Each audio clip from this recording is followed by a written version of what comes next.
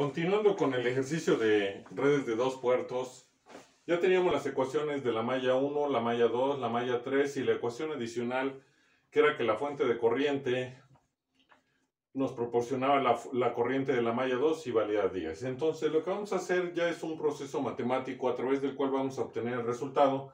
En este caso lo que voy a realizar es sustituir el valor de la corriente de la malla 2, que es la ecuación 4, en las ecuaciones 1 y 3, la cual no incluye el voltaje de la fuente de corriente, pero nos van a quedar dos incógnitas que vamos a tener que encontrar para llegar al resultado.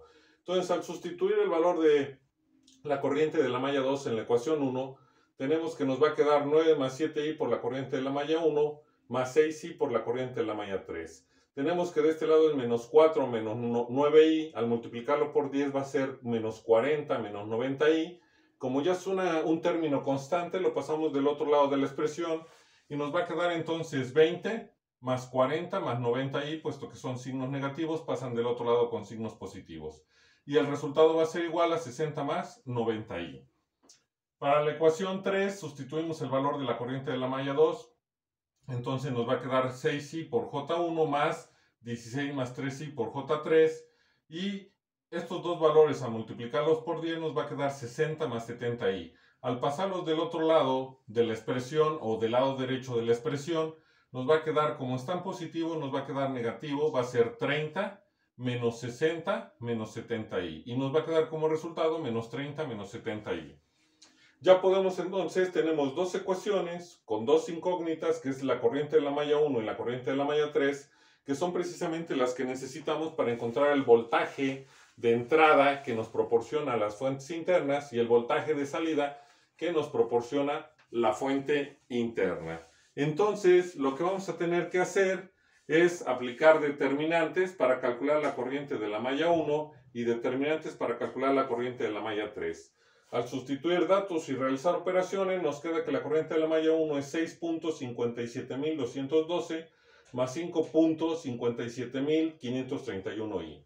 Mientras que la corriente de la malla 3 nos queda como menos 1.03044 menos 6.64633i y son amperes. Ya tenemos a la corriente de la malla 1 y la corriente de la malla 3, entonces ya podemos calcular la caída de tensión que nos proporciona las fuentes internas, por eso el índice superior 0, a la entrada, y la caída de tensión que nos proporcionan las fuentes internas, por eso el índice superior 0 también, pero a la salida.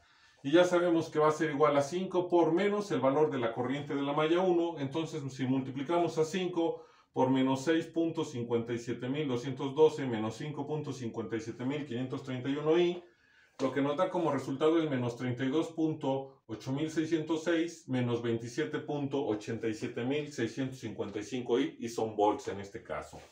No nos debe de interesar mucho los signos porque recuerden que del número complejo rectangular lo podemos transformar en un número complejo polar y entonces al transformarlo nos va a quedar como 43.092 cis de menos 139.69 grados y son volts.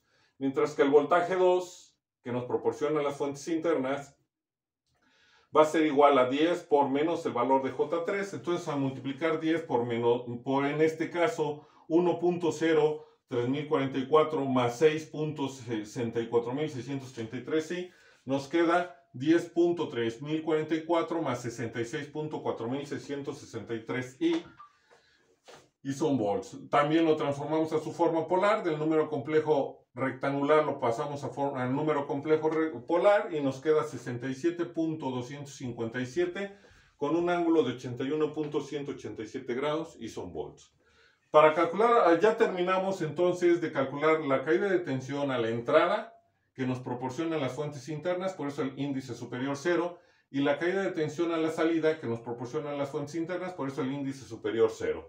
Habría que calcular ahora los parámetros Z, que también se pidió para este ejercicio, y para ello lo primero que vamos a hacer es igualar a 0 todas las fuentes que tiene la red eléctrica, recordando que la red eléctrica tenía una fuente de corriente en esta posición, por ello es que hay un circuito abierto, ya que al igualar una fuente de corriente a 0, la sustituimos por un circuito abierto. En este caso teníamos una fuente de voltaje, al igualar a 0 es un cortocircuito, Aquí también había una fuente de voltaje, al igualar al acero es un cortocircuito. Tendríamos esta estructura eléctrica para trabajar, ya sería una estructura eléctrica únicamente con elementos pasivos, sin ningún elemento activo, con lo cual ya podemos calcular los parámetros Z. De aquí se puede ver que la impedancia 8 se desconecta del circuito ya que solamente una terminal de ella está conectada a la estructura y la otra no. Por lo tanto, la podemos despreciar para fines prácticos y realizar los cálculos de los parámetros Z. Entonces,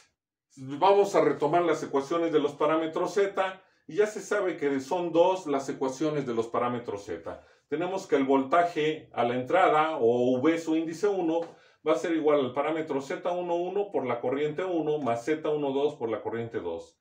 Mientras que el voltaje de salida, o V su índice 2, va a ser igual a la impedancia 2,1 al parámetro Z21 por la corriente 1 más el parámetro Z22 por la corriente 2. Recuerden que hay que establecer una condición en función de I2 y de I1, que son las variables que podemos manipular.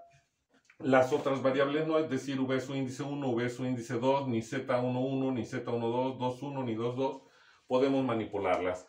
Pero la variable de la corriente I su índice 1 e I su índice 2 sí podemos. Es por ello que para calcular el parámetro Z11 y Z21 establecemos la condición de que I su índice 2 sea igual a 0. Si I su índice 2 es igual a 0, el término de mi expresión que está del lado derecho va a ser igual a 0 y este término también va a ser igual a 0. Entonces ya podemos despejar a Z11 y eso nos va a dar un cociente en el cual tenemos que es V su índice 1 o el voltaje de entrada entre la corriente y su índice 1 o la corriente de entrada. Mientras que el parámetro Z21, que es el que podemos calcular bajo la misma condición, porque este término se vuelve 0, y lo despejamos y es un cociente de el voltaje de salida o V su índice 2 entre la corriente de entrada, que es I su índice 1.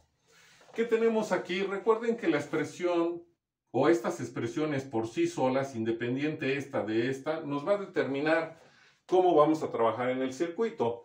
La condición nos establece qué vamos a tener y en dónde. ¿Qué significa esto?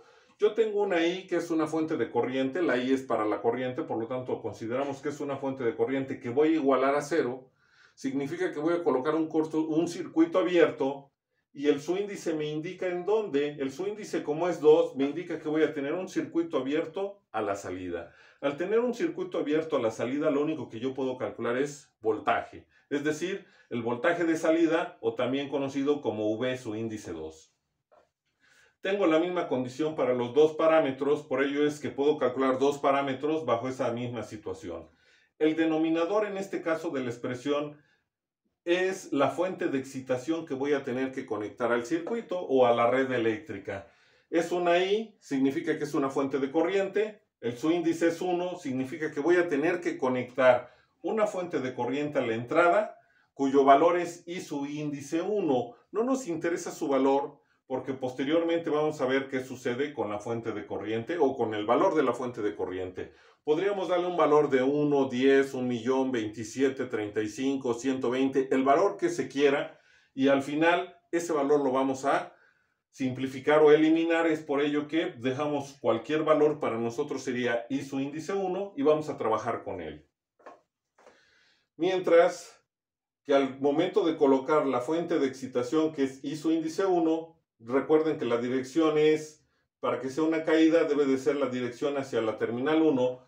Ya podemos, al cerrar el circuito con una fuente, tenemos una trayectoria cerrada y entonces existe corriente que es I su índice 1 que nos proporciona la fuente, y el voltaje 1 lo podemos calcular entre la terminal 1 y 0,1. Entonces, al existir acoplamientos en la estructura eléctrica que se tiene, recuerden que el único método que podemos usar es el método de mallas. Por lo tanto, identificamos cuántas trayectorias cerradas tiene nuestro circuito o estructura eléctrica, y para este caso son 3. Tenemos 1, 2 y 3 trayectorias cerradas, por lo tanto vamos a tener 3 mallas. A esta le llamamos malla 1, asignamos el sentido en función de la fuente, es decir, en el sentido convencional, que sería de más a menos, y las demás corrientes las asignamos de la misma forma, ya que serían las trayectorias que se generarían por esta fuente.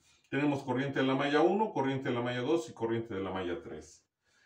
Del circuito ahora hay que establecer cómo vamos a calcular el voltaje de salida, que es el que hay entre la terminal independiente 2 y la terminal base 02, y el voltaje de entrada, que es el que hay entre la terminal independiente 1 y la terminal base 01.